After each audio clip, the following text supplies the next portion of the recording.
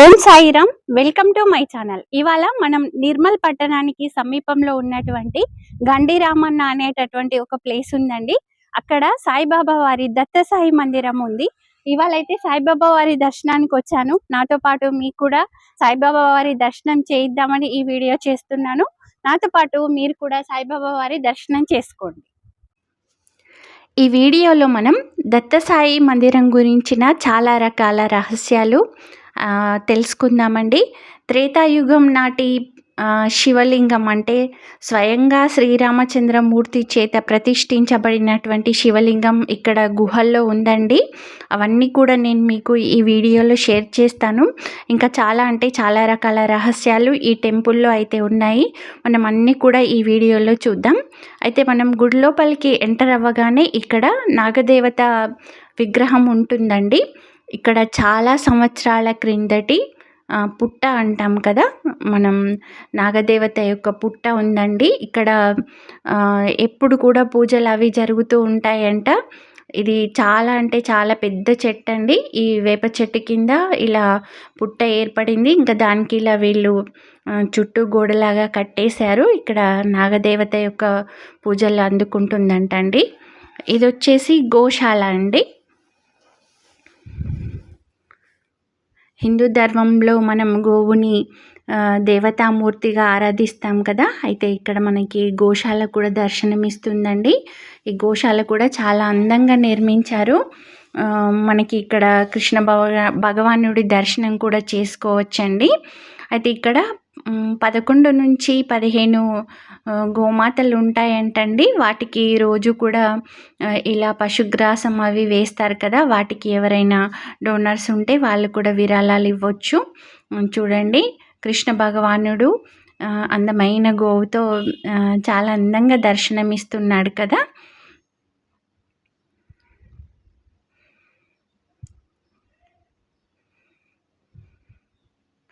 ఇవన్నీ కూడా మనకి ఆ టెంపుల్ లోపల ఉన్నటువంటి పరిసర ప్రాంతాలేనండి. ఇదండి సాయిబాబా వారి ఆలయం. ఇదంతా కూడా మనం టెంపుల్ ఎంట్రన్స్ లో ఉన్నాము. ఇప్పుడు ఇంకా లోపలికి వెళ్దాం. సాయిబాబా వారికి ఇలా తెలుసు కదా, ఈ ఏంటో ఇవంటే చాలా ఇష్టం కదా. అందుకని ఈ టెంపుల్లో ఇవి ఉంటాయండి. వీటిని కూడా మనం దైవంగానే భావించాలి. ఒకసారి నమస్కరించుకోండి మీరు కూడా. ఇదండి మెయిన్ డోర్ తర్వాత ఉన్నటువంటి, ఇది ఇంకా కడప ఉంది.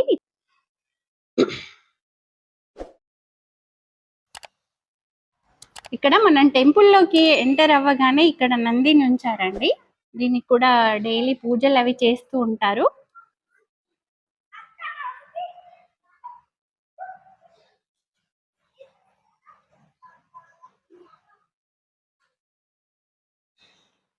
దాని తర్వాత ఇదంతా టెంపుల్ అండి.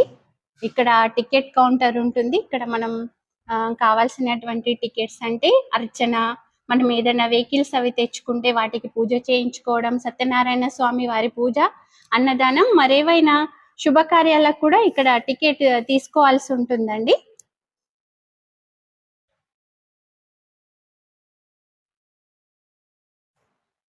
బంగారపు మేలిమిచాయితో సాయిబాబా వారు ఎంత ప్రసన్నంగా దర్శనమిస్తున్నారో మీరు కూడా చూడండి. మామూలుగా మనకి 12 గంటలకు కూడా ఇక్కడ హారతి చేస్తారు. దాని తర్వాత అన్నదానం అనేది ఉంటుందండి. ఇక్కడ ఉన్న స్వామివారి ఇక్కడ పూజారి.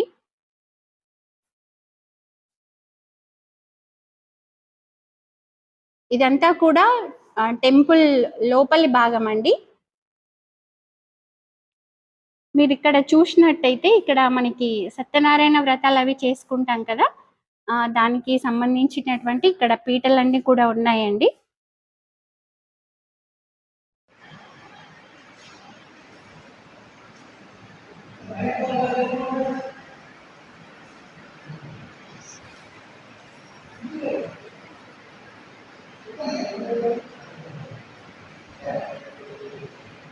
పంతుల్జీ నమస్కార్. ఇక్కడ మనకు ప్రధాన ఆలయంలో బాబావారు దర్శనమిస్తారండి. ఇక్కడ ఉన్నటువంటి స్తంభాలకు బంగారు వర్ణంలో ఎంత బాగా వర్క్ చేశారంటే చాలా బాగుందండి. నేను ఇవన్నీ మీకు ఇంత డీటెయిల్డ్గా ఎందుకు వీడియో తీసి చూపిస్తున్నానంటే మీరు ఇంతకుముందు వీడియోలో విన్నారు కదా, నేను చెప్పాను. చాలామంది నాకు మెసేజ్ చేస్తున్నారండి, మీరు చేసేటటువంటి దేవస్థానాల వీడియోలను చూసి మేము కూడా దర్శనం చేసుకున్నట్టుగా ఉంటుందని. ఇక్కడ పాలరాతితో చేసినటువంటి బాబావారి చిన్న విగ్రహం ఉంటుందండి. ఈ విగ్రహానికి మనం నమస్కరించుకొని ఇంకా బాబావారికి ఇక్కడ దూరం నుంచి ప్రార్థించుకోవాలండి. అక్కడ మెయిన్ విగ్రహం ఏదైతే ఉందో అక్కడ ఉన్నటువంటి పూజారి అక్కడ తాకుతారు, తను పూజలు చేస్తారు.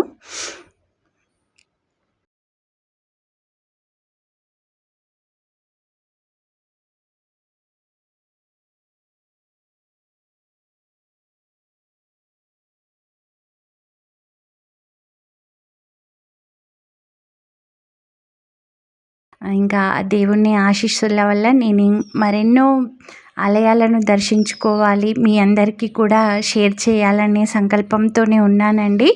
ఈ వీడియోలో కూడా నాకు కొద్దిగా వాయిస్ ప్రాబ్లం అవుతుంది, ఏమనుకోకుండా కొద్దిగా అడ్జస్ట్ అవ్వండి. ఇదండి బాబావారి దివ్యమైన సుందర విగ్రహం. మీరు కూడా బాబాని దర్శించుకోండి.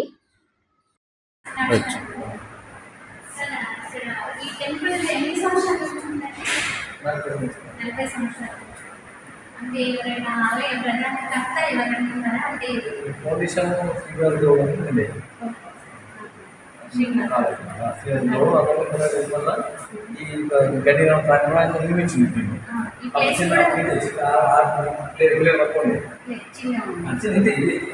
ఈ మట్టికే ఉంది. ఇప్పుడు ఈ ప్లేస్ అంటే మళ్ళీ ఎట్లా ఎక్స్టెండ్ తర్వాత దాదాపు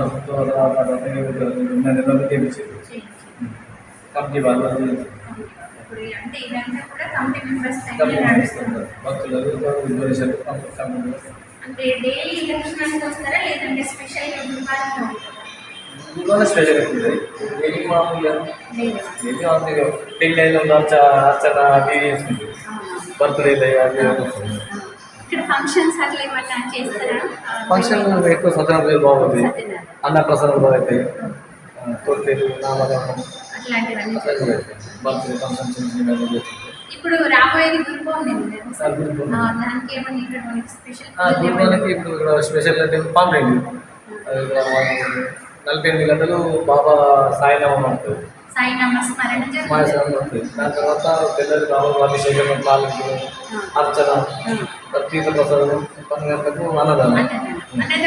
రోజు రోజు మామూలు ఉంది. గురువారం భక్తులు మినిమం 2 పూటల పైన జరుగుతుంది. గురువారం రోజు 2 క్వింటాల పైన అంటే అన్నదానం చేస్తారు.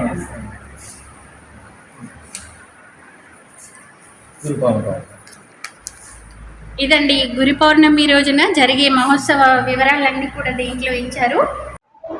ఇదండి సాయిబాబా వారి పల్లకి. ఇక్కడ గురువారం సాయంత్రం హారతి తర్వాత బాబావారిని ఈ పల్లకీలో ఇంకా ఊరేగింపు చేస్తారంట. ఇప్పుడు ఈ టెంపుల్ ఉన్నటువంటి పరిసర ప్రాంగణం అంతా తిప్పుతారని చెప్తున్నారు.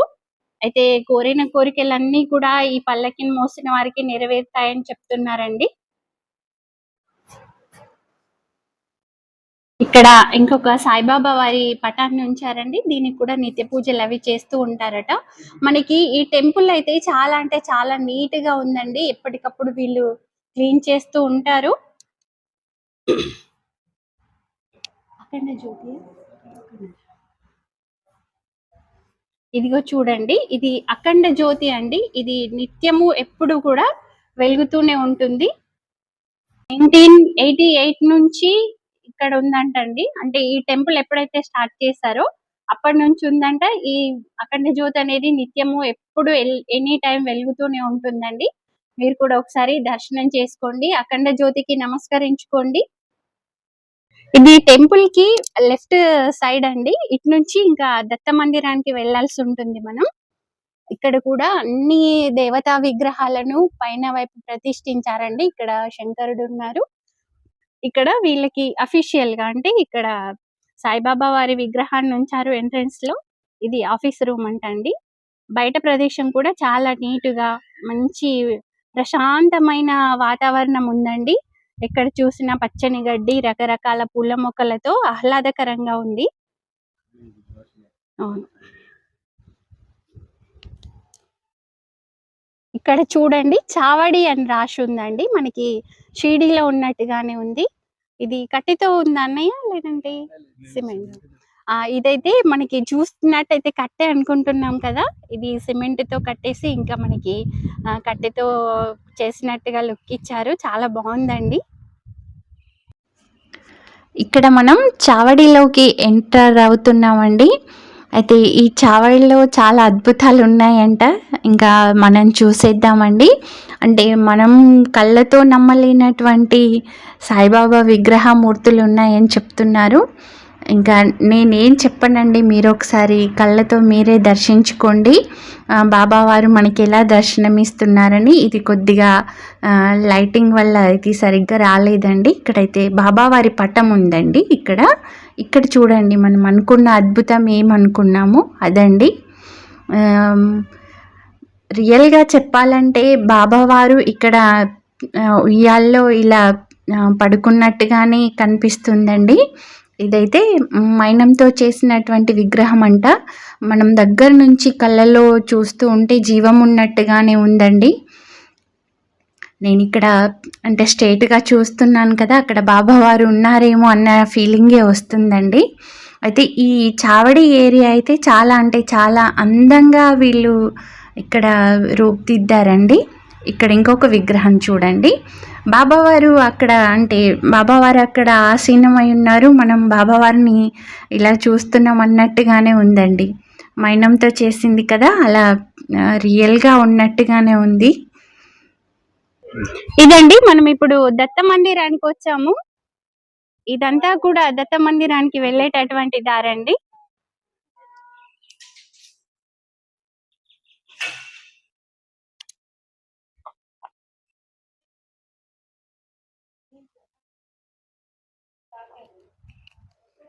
ఇక్కడ దత్త మహారాజు గారి విగ్రహాన్ని మేడి చెట్టు కింద ఉంచారండి. అయితే ఈ మేడి చెట్టుకి 11 ప్రదక్షిణలు చేసుకుంటే వారు కోరిన కోరికలు నెరవేరుతాయని, ఇంకా సంపూర్ణ ఆయురారోగ్యాలు అన్నీ కూడా మనకు అందుతాయని చెప్తున్నారండి. చాలా అంటే చాలా ప్రశాంతంగా ఉంది. అయితే మేడి చెట్టుని నేను ఇంత దగ్గర నుంచి ఇదే ఫస్ట్ టైం అండి చూడటం. ఇక్కడ మేడి కాయలు కూడా కాసాయి, ఇంకా పళ్ళవ్వలేదు. ఇదండి దత్త మహారాజు గారి నివాసం, దత్త మందిరం.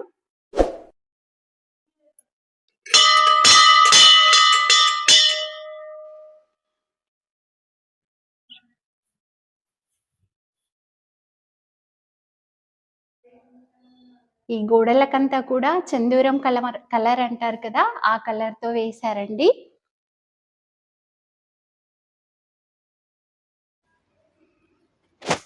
ఇదిగోండి, దత్త మహారాజు గారి దర్శనం కూడా మీరు చేసేసుకోండి. మీరు ప్రతిరోజు కూడా ఓం ధం దత్తాత్రేయాయ నమః అని 11 సార్లు, వీలైతే 108 సార్లు కూడా పఠిస్తే మనకంతా మంచి జరుగుతుందండి. మన పిల్లలకు కూడా ఇట్లాంటి మంత్రాలు అలవాటు చేయాలండి. ఎందుకంటే మన హిందూ ధర్మం ముందుకు వెళ్ళాలంటే మన పిల్లలకి ఈ విషయాలన్నీ కూడా తెలియాలి. అందుకని ఆ బాధ్యత అనేది మనం పిల్లలకి నేర్పించాలండి.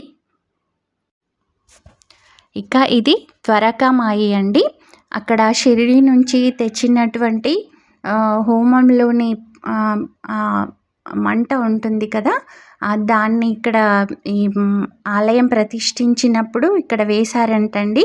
అప్పటి నుంచి కూడా ఇది ఇలా ఈ హోమం అనేది ఇంకా నడుస్తూనే ఉందంట. ఈ విభూతిని మనకి ఇంకా బొట్టుగా పెట్టుకోవడానికి ఇస్తారండి. ఇక్కడ కూడా బాబావారి పటాన్ని ఉంచారు. దాని తర్వాత ఆ పటానికి ముందుగా మనకి సాయిబాబా వారి పాదుకలు ఉంచారండి. మీరు కూడా నమస్కరించుకోండి. ఇప్పుడు మనం స్టార్టింగ్లో చెప్పుకున్నాం కదా, రామన్న గండి. ఆ రామన్న గండి అనే పేరు ఎలా వచ్చింది, ఆ త్రేతాయుగంలో శ్రీరామచంద్రమూర్తి ఇక్కడికి వచ్చారని చెప్తున్నారు. ఆ రహస్యాలన్నీ కూడా ఇప్పుడు ఈ వీడియో క్లిప్లో ఉన్నాయండి. మనం ఇక్కడ కొద్దిగా కొండపైనకి ఎక్కాల్సి ఉంటుందండి. అయితే ఇక్కడ మీరు చూసినట్లయితే ఈ పచ్చని పూలు చాలా అంటే చాలా అందంగా ఉన్నాయి కదా! మీరు గనక ఈ ప్లేస్‌ని చూసినట్లయితే మనం పిక్నిక్‌కి అలా వెళ్తుంటాం కదా! ఆ స్పాట్స్ అసలు ఈ ప్లేస్‌కి అస్సలు అందుకోలేవండి. చాలా అంటే చాలా అందంగా ఉంది. ఇక్కడ మీరు చూసినట్లయితే జారుతున్నటువంటి జలపాతాల మధ్యలో ఆ పైన చూసారా శివలింగాన్ని ఉంచారండి. అంటే శివుడు ఎల్లప్పుడూ ఇంకా జలాభిషేకం చేయించుకుంటున్నాడండి. మనం కొండపైకి ఎక్కేందుకు వీలుగా ఇలా స్టెప్స్ అరేంజ్ చేశారండి. ఇవి కూడా సిమెంట్‌తో నిర్మించినటువంటి నిర్మాణాలే. బట్ మనకి కట్టెతో చేసినటువంటి లుక్ ఇచ్చారండి. ఈ ప్రదేశం అంతా కూడా చూడండి చాలా అందంగా ఉంది కదా! ఆ శివయ్య నుంచి వచ్చినటువంటి నీరంతా కూడా ఇక్కడ కలెక్ట్ అవుతుందండి. శివుడు అభిషేకం చేయించుకున్న వాటర్ అంతా కూడా ఇక్కడ కలెక్ట్ అయిపోతుంది. ఇంకా మీరు ఎంత కనుచూపు మేర చూసినా కూడా అంత పచ్చదనమే ఉందండి. ఇదంతా కూడా ప్రకృతి సౌందర్యం.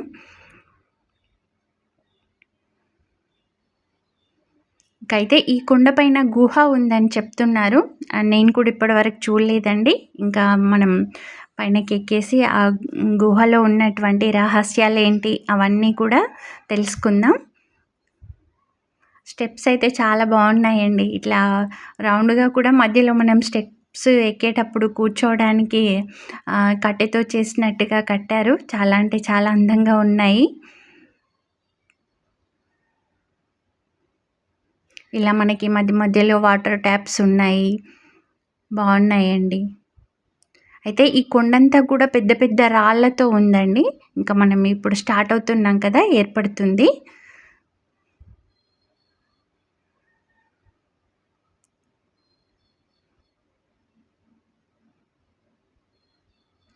అయితే మనం శివలింగాన్ని దర్శించుకునే కన్నా ముందుగా ఇక్కడ గణపతి విగ్రహం ఉంటుందండి. గణపతి దేవుణ్ణి నమస్కరించుకొని మనం ఇంకా శివలింగం దర్శనం చేసుకోవాలండి. చూడండి ఇప్పుడు గుహలోకి మనం ఎంటర్ అవుతున్నాం. చాలా చిన్నగా కంజెస్టెడ్ ప్లేస్ ఉందండి. ఇందులో మనం ఇలా వంగి వెళ్ళాల్సి ఉంటుంది.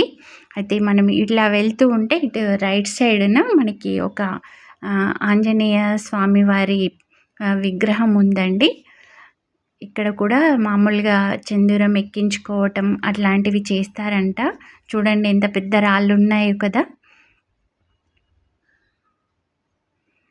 అయితే ఈ రాళ్ళ మధ్యలోనే శివలింగం ఉందంటండి. శ్రీరామచంద్రమూర్తి వనవాసానికి వచ్చినప్పుడు ప్రతిష్ఠించినటువంటి ఇది వేరే లింగం అండి. ఇక్కడ జంట నాగులున్నాయి. ప్లస్ మనకి ఇక్కడ ఇటువైపు చూసినట్టయితే దక్షిణ ముఖంలో ఉన్నటువంటి ఆంజనేయ స్వామి వారి విగ్రహం కూడా ఉంటుందండి.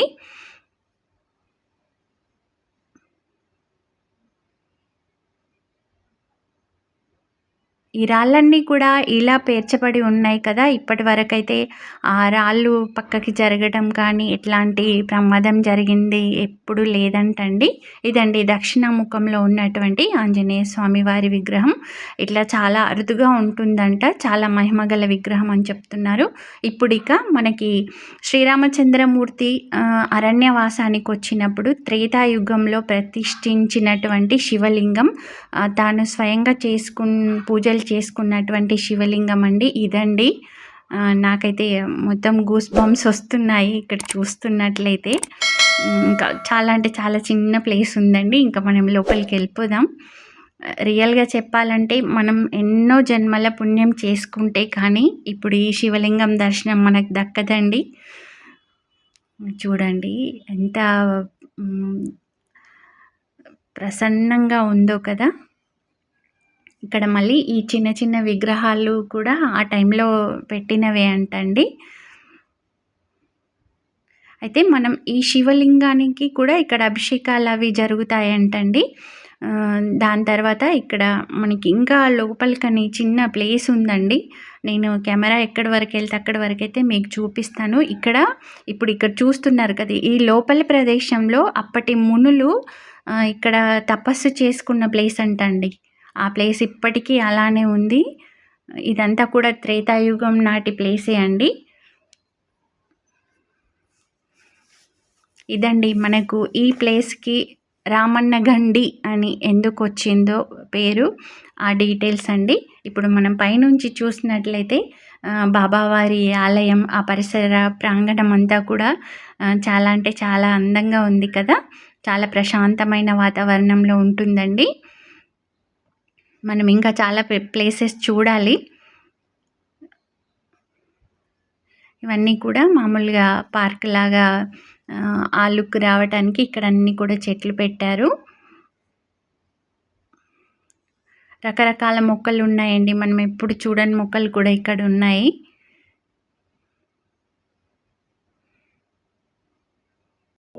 ఇది ఇక్కడ మనం గురుస్థాన్‌కు వెళ్ళేటటువంటి దారండి. ఇక్కడ ఫోటో షూట్స్ అవి కూడా జరుగుతాయంట.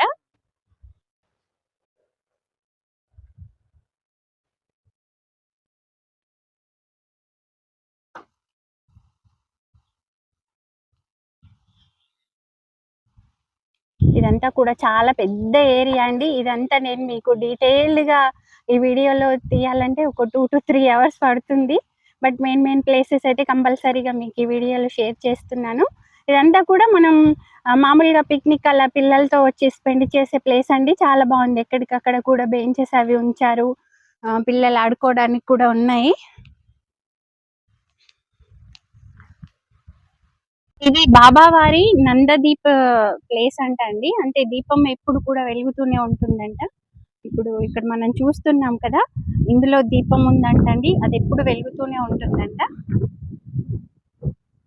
బాబావారి గురుస్థాన్ ప్రదేశం అంటండి. మనకు షిరిడీలో ఉంది కదా, సేమ్ అలానే ఇక్కడ బాబావారికి వేప చెట్టు అంటే ఎంత ఇష్టమో మీకు తెలుసు కదా. ఆ వేప చెట్టు కిందనే ఈ గురుస్థాన్ ఇక్కడ ఏర్పాటు చేశారండి.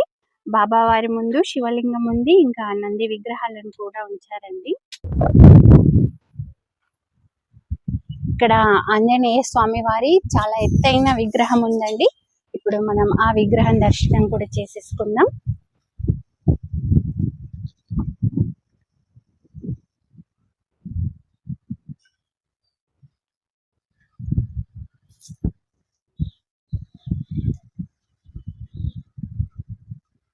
ఇక్కడ చందూరంతో అభిషేకం జరిగినటువంటి చిన్న ఆంజనేయ స్వామి విగ్రహం ఉందండి.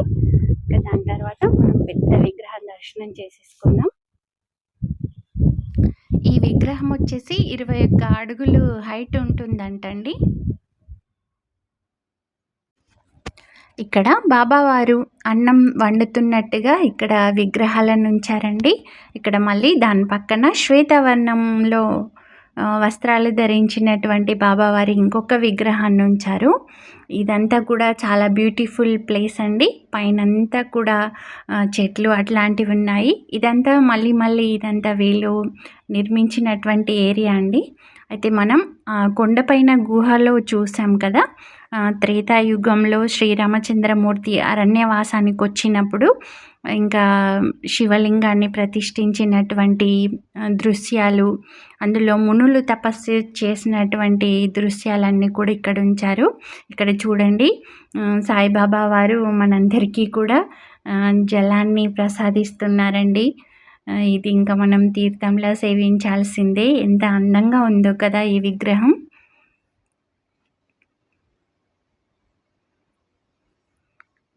ఇక్కడ ఆల్మోస్ట్ శ్రీరామచంద్రమూర్తి అరణ్యవాసంలో తనకి అంటే ఏమంటారు, ఎదురైనటువంటి కొన్ని రకాల దృశ్యాలన్నీ కూడా ఈ రాళ్ళపైన వీళ్ళు చిత్రీకరించారండి. ఇక్కడ చూడండి, అక్కడ శ్రీరామచంద్రమూర్తి నిలబడి ఉన్నారు. చుట్టూ కూడా మునులంతా ఇంకా వాళ్ళు పూజలు అవి చేస్తున్నారు. ఇక్కడ తను ప్రతిష్ఠించుకున్నటువంటి శివలింగం, అంటే మనం ఆ గుహలో చూసిందంతా కూడా ఇక్కడ ఈ విగ్రహాల రూపంలో మనకు అర్థమవుతుందండి.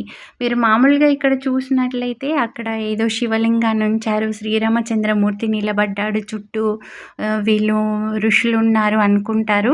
బట్ మీకు ఈ డీటెయిల్స్ అన్నీ కూడా తెలిసినట్టయితే ఇదంతా కూడా ఆ గుహలో జరిగినటువంటి విషయాలండి. అంతేకాకుండా ఈ ప్లేస్కి రామన్న గండి అని ఎందుకు పేరు వచ్చిందన్నది కూడా ఇక్కడంతా కూడా ఉందండి.